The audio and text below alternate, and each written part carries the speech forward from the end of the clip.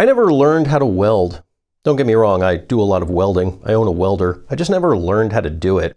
This is true with a lot of things in life. Some of them I've been doing for decades: snowboarding, motorcycle riding, dating. I don't really know the correct way to do these things. I just sort of started doing them a while ago, and I've been winging it ever since, with mixed results.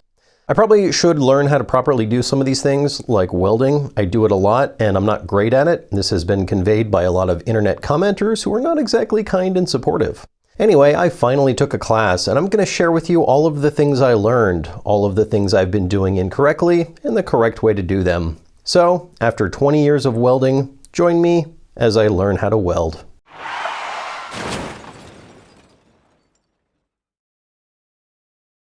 I signed up for a welding class from a local instructor. This is Bill. He runs Gearhead Workshops in Southern California. He's been welding for several decades and teaches it every week, so he knows what he's talking about.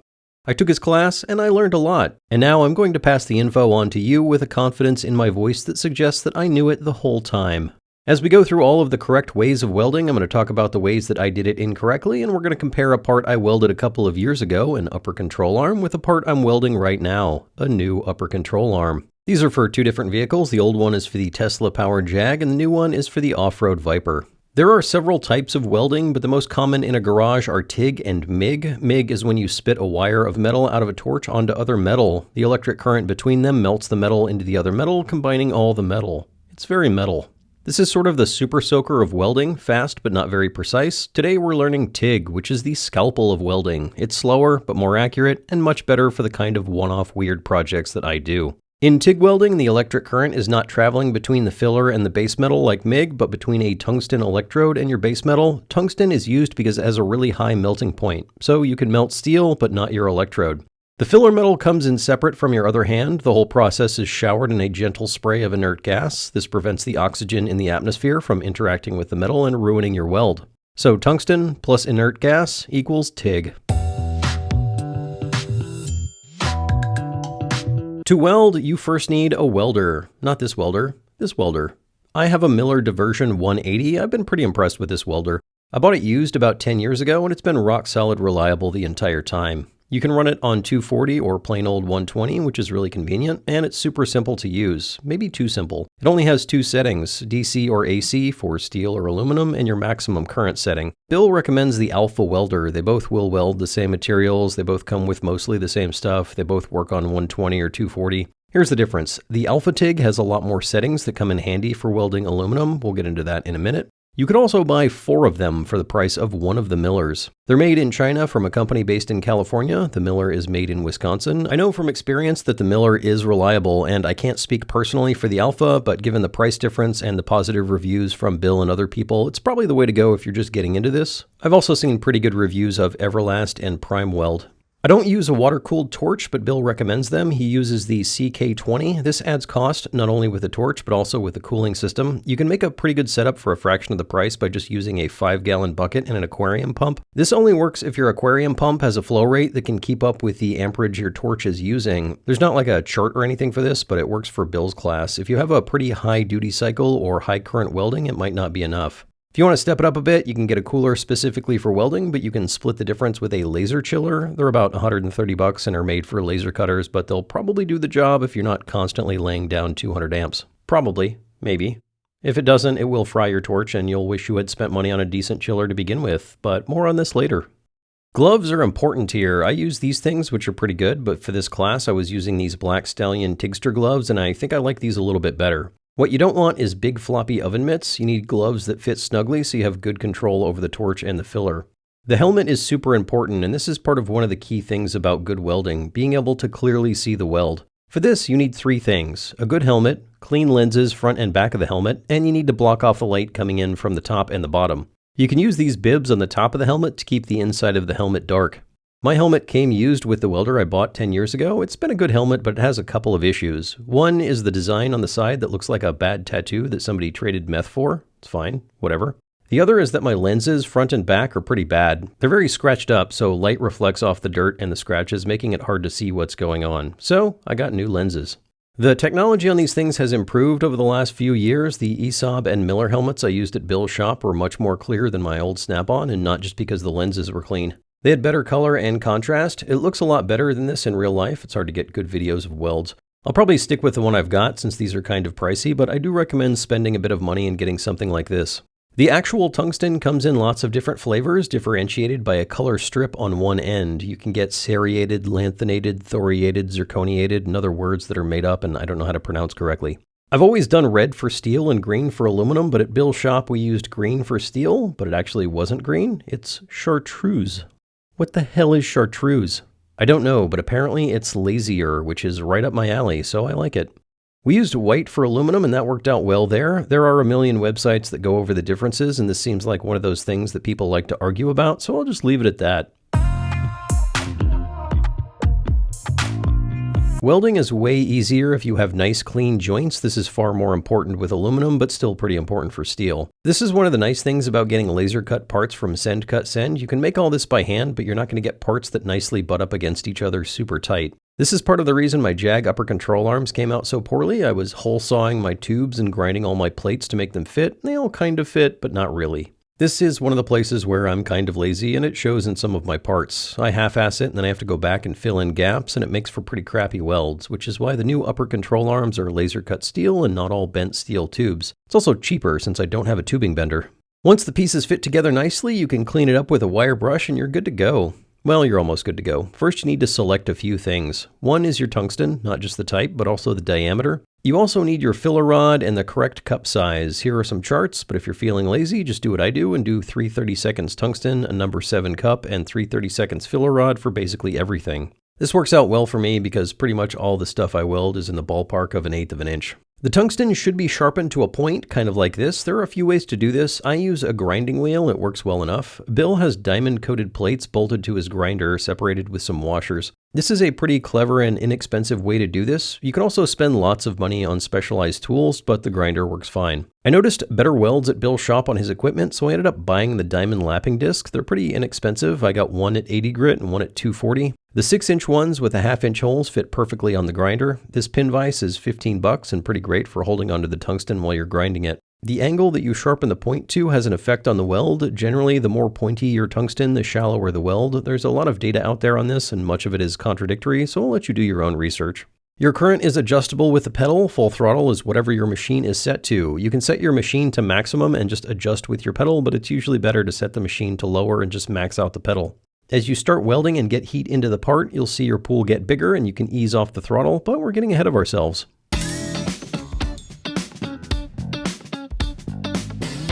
Okay, here's where the magic happens. You have your welder, you have your gloves, you have your helmet, you have long sleeves and preferably a welding jacket. You've selected your tungsten, your filler rod, and your welding current, but before we melt some steel, let's talk about what you're doing with your hands. The torch, that's what this part here is called, should be about 15 degrees from vertical, pointed in the direction that you will be welding. You push the torch in this direction with the top tilted back. This will heat up the area in front of the torch so you can dip in your filler metal. The point of the tungsten should be about as far away from the metal as the diameter of the tungsten. So if you're using 3 32nds tungsten, keep it 3 32nds of an inch away from the metal you're welding. This is pretty close and it takes some practice. Here are 2 things that will happen to you while you're welding. 1, you will slowly move the tungsten electrode away from the metal as you weld. You'll start at 3 32nds of an inch, and after a couple of inches, you'll be twice that far away. Another thing you'll do is accidentally get too close and dip the electrode into the pool of melted metal. If this happens, you need to take out the electrode and regrind the tip. You'll need to do this from time to time anyway to keep a sharp, clean tip. You can keep welding after you've dipped in your tungsten, but the welds will look like my old welds and the internet will make fun of you. The filler rod comes in from the direction that you're moving. You want the filler rod to be about 90 degrees to the torch. You want to keep the filler rod in the shielding gas, so it needs to be kind of close to the tungsten, but not so close that the heat melts it. Start your weld by pressing on the pedal. Some welders require that you touch the electrode to the metal first or to scratch it on the metal, but mine doesn't, and neither does the Alpha, so we'll ignore that. Position yourself so that you have a good look at the weld. It's super important to be able to see what's going on. That's why you need a good helmet with clean lenses and good lighting. At this point, you're ready to start, so mash the throttle to the floor and you'll notice that nothing happens. This is because you forgot to attach your clamp to the table. You will forget to do this at least 7 times in your welding career. At least. So, clamp to the table, mash the throttle to the floor, and after a couple of seconds or so, you'll start to see the metal melt and turn shiny, almost like mercury. This is when you can start moving, sliding your hand in a steady movement about 12 inches a minute or about 5 millimeters every second. It might be good to do a practice run first. There are a few ways to move the torch. One is to actually drag it with your whole body. You can get a pretty smooth movement this way. I like to plant the heel of my hand and just move my fingers and hand. The limitation of this is that you can only go 2 or 3 inches before you have to stop welding and reset your hand, but it feels right to me, so I do it this way.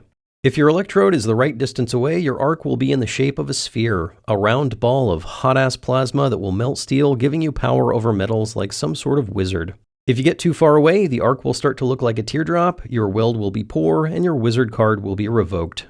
As you move, you'll add the filler periodically, about once every second, or maybe a little bit more. You can shuffle the rod with your hand, but this does take some practice. I usually just hold on to it and move the whole thing in. This is not great because you have to stop and move the filler every few inches, but since I'm stopping every few inches anyway, it's not really a big deal. But I do think I'm going to practice this shuffling more and start doing that. One big game changer for me here was to focus on a steady, rhythmic adding of filler. I used to kind of just move and shove it in there whenever it looked like there needed to be filler, but if you set a metronome or even just keep time in your head, your welds will look way better. This is me welding without keeping a beat going in my head, and this is me keeping a steady count. Much better.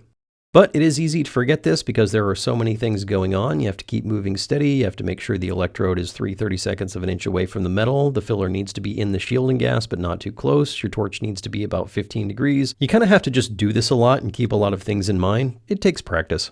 You can pulse the pedal as you weld to get the filler in there. You give more pedal to melt the material. This is another thing to think about and focus on, and at first it'll probably just mess you up. But a lot of welders have a pulse setting that you can set to drop the current at timed intervals. Not only does this automatically reduce the current for you, it also works as a metronome to give you consistent welds. So you get better welds all around.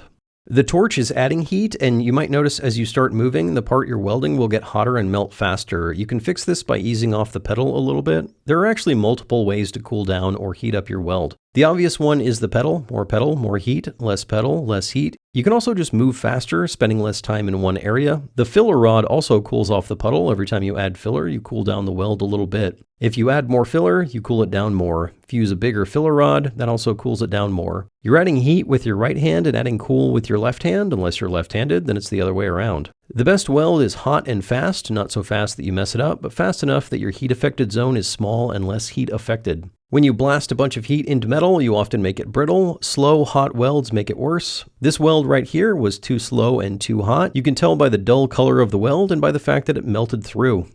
If you're welding something like this, you might start to notice one of the sides getting more heat than the other, pulling your puddle to one side. You can adjust the torch to the other side, or you can move it in a circle to get both sides. If you're doing a new or unique weld, get some scrap and play around with it to see what works best.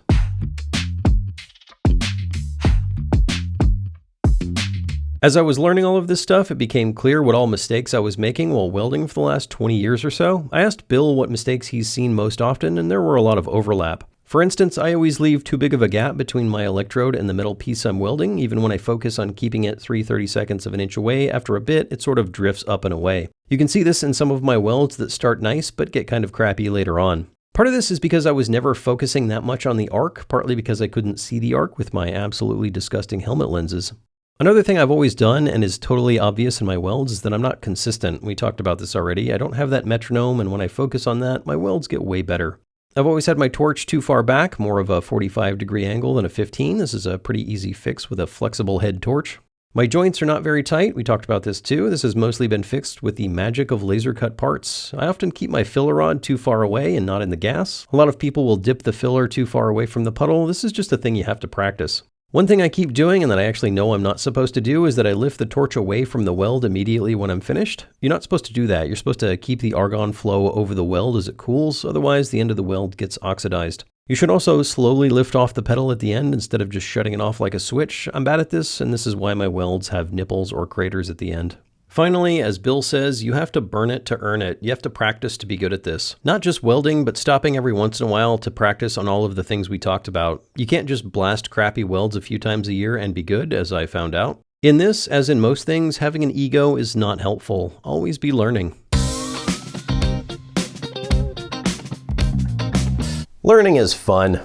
Sometimes. Other times, not so much. Most of what I learned in school has vanished with time. That's why I love Brilliant. I can relearn old things and dive into new things in a low-pressure, hands-on way. Diagrams, pictures, puzzles. I learn visually, and this is the best way that I've found to really grasp a concept quickly and effectively. You're doing and interacting. It's the right amount of challenge with lots of subjects ranging from basic to advanced. It's great for students, professionals, lifelong learners, and lazy YouTubers. Memorizing equations has never been super helpful for me, but intuitively understanding what's going on with trigonometry, geometry, even calculus is actually super helpful for what I do, and Brilliant is the best I've found at making that happen. Support the channel and try it free for 30 days. Visit brilliant.org/superfastmatt or click the link in the description. The first 200 of you will get 20% off Brilliant's annual premium subscription.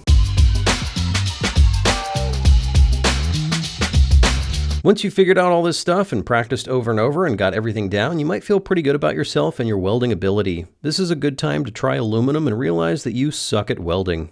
Everything that's hard about welding steel is way harder with aluminum. The material has to be super clean. You have to use different stainless steel brush on it to clean it. You need to clean off your filler rods before you use them. You should even be using a different tool to sharpen your tungsten. The joints need to be super tight. I screwed this up big time on my land speed car intake because I didn't add tabs to locate the aluminum. So I ended up with these big gaps that were super hard to weld. In the end, I had to slather this thing with epoxy and paint just to get it to seal. Steel will tend to pool together, so you can just kind of heat up two pieces with a torch and they'll pull themselves together. Aluminum does not do this. It's way harder to get started. The puddles just grow away from each other, mocking you and all of the progress you've made learning welding. The filler rod that you're supposed to keep close to the torch will ball up and melt if you get it too close and will not melt correctly if you're too far away. When you do add the filler, the puddle will sometimes rise higher than you're expecting, causing you to touch the electrode to the puddle. Then you have to stop, clean the electrode, clean the metal, and start all over again. Steel uses direct current, so your clamp is always your positive and your tungsten electrode is always your negative, but aluminum welding requires alternating current. The welder is a lot noisier in AC, so be prepared for that. My welder does not have any AC settings, it's just on and go. Bill's welder has different settings for frequency, how long the welder spends on each side of the AC wave, and a few other things. There is a clear difference in settings, and settings for one person might be easier than for another. This might be the thing that gets me to switch to a new welder. I've done some decent aluminum welding on other welders, but I've never done a great aluminum weld with mine, so like any good welder, I blame the equipment.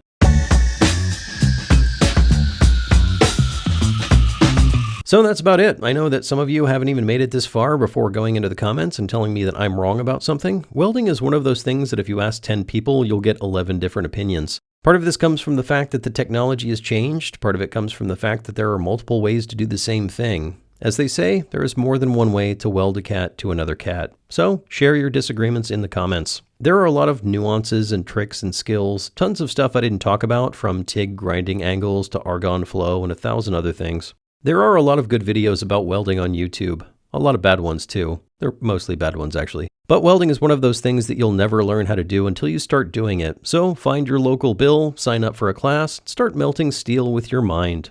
Your mind and a welder. In any case, I have successfully learned to weld and made new upper control arms with welds that are still not perfect, but I have plenty of practice left.